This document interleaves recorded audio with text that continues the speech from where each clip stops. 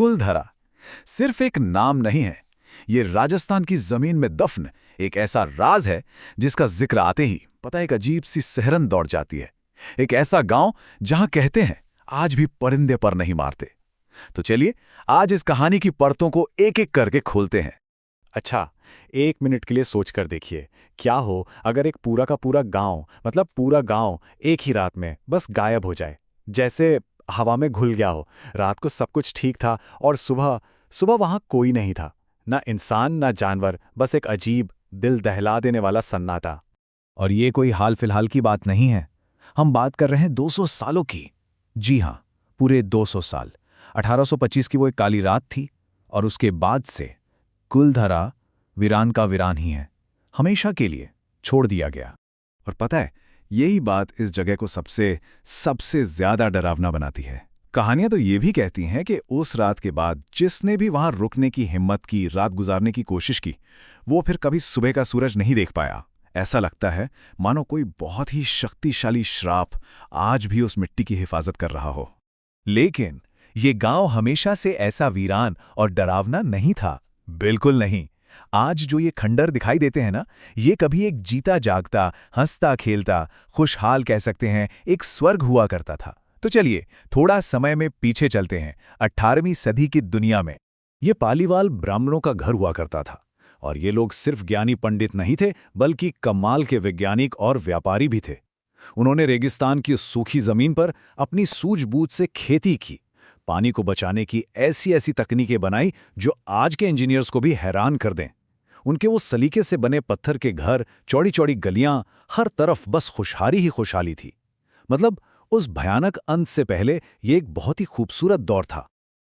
हर अच्छी कहानी में एक विलन तो होता ही है ना? तो इस कहानी में भी एक था, जैसलमेर का दीवान।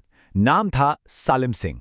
और ये कोई छोटा मोटा विलन नहीं था, ये एक ऐसा आदमी था जिसकी ताकत का भी कोई अंत नहीं था और उसकी क्रूरता का भी।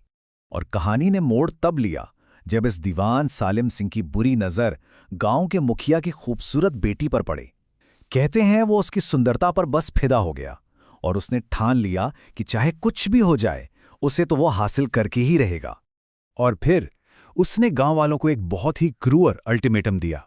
उसने कहा, अगले सूर्योदय तक लड़की मेरी है, वरना तुम्हारा पूरा गांव धूल में मिला दूंगा। अब यह सिर्फ एक धमकी नहीं थी, ये तो उनके सम्मान, उनकी इज्जत और उनके वजूद के बीच एक सीधी सीधी चुनौती थी। अब सोचिए पालीवाल ब्राह्मणों के बारे में। उनके सामने कितनी भयानक दुविधा आन पड़ी थी। एक तरफ उनकी अपनी बेटी का सम्मान था, उनकी इज्जत थी, और दूसरी तरफ उनके पुरखों का बसाया हुआ वो प्यारा सा गांव, उनके घर, उनकी अपनी जिंदगियां, सब कुछ दांव पर था।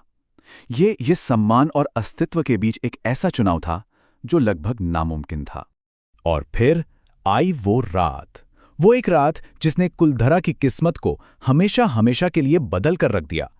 उस रात पूरे समुदाय ने मिलकर एक ऐसा फैसला लिया जिसकी शायद किसी ने दूर दूर तक कल्पना भी नहीं की होगी।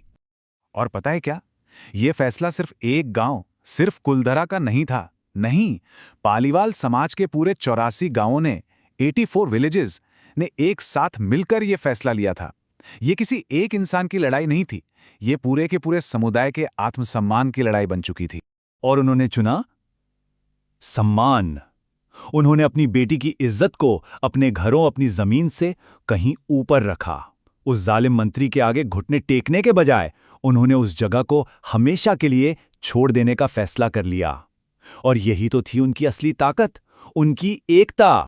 उस रात जो हुआ ना, वो किसी चमत्कार या किसी बहुत बड़ी साजिश से कम नहीं था।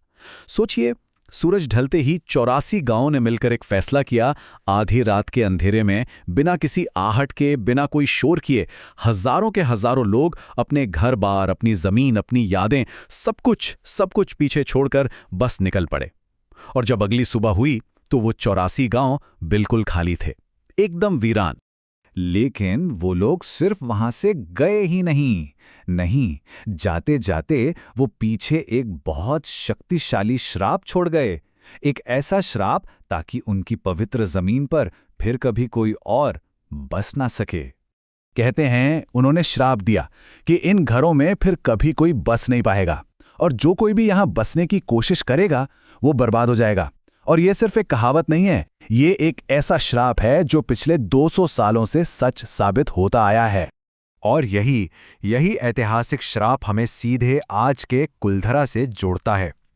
आज कुलधरा सिर्फ एक आर्कियोलॉजिकल साइट या टूरिस्ट स्पॉट नहीं है, बल्कि इसे पैरानॉर्मल एक्टिविटीज का एक हॉटस्पॉट माना जाता है। जो लोग आज वहां जाते हैं ना, वो बड़े अजीब अजीब अनुभवों के बारे में बताते हैं।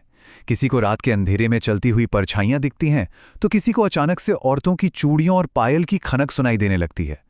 कई पैरानॉर्मल इन्वेस्टिगेटर्स और आजकल के व्लॉगर्स ने तो अपने कैमरों में भी अजीब आवाजें और अचानक से तापमान का गिर जाना ये सब रिकॉर्ड किया है।